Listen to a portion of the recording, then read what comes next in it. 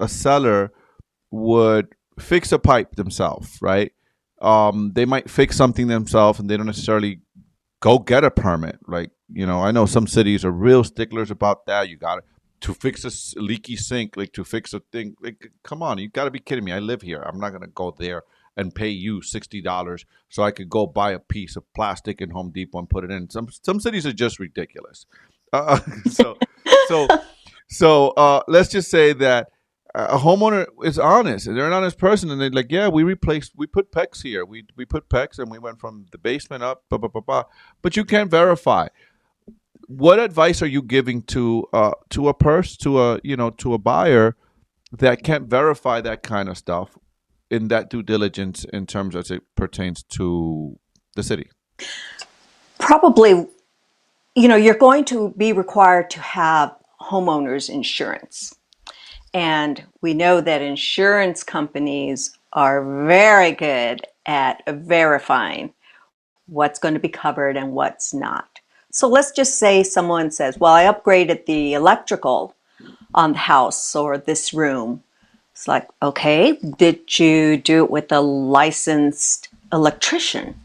Right? Now that starts to kind of back you up that you hired the appropriate person. Not, I did it myself because I watched a video on YouTube and it's so easy. And I saved myself $3,000.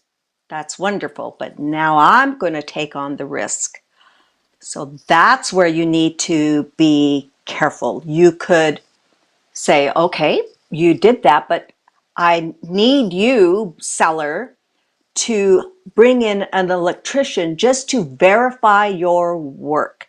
And that electrician is licensed.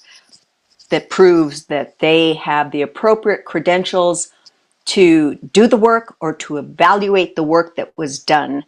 And that starts to reassure you that, okay, this is paperwork that I can show the insurance company to make sure if there is a fire or something of hazard that occurs in the future, I can demonstrate that I did everything that was possible to make sure that the work was done properly. And yes, you should be able to cover my claim should something happen. So in home ownership or in purchasing in any deal, as you know, you're trying to reduce that level of risk. And electrical is a big ticket item, right? Mm-hmm. It's always about health and safety. Mm-hmm. Building departments across the nation, they will fight tooth and nail because if they sign off on a plan, they are putting the city at risk.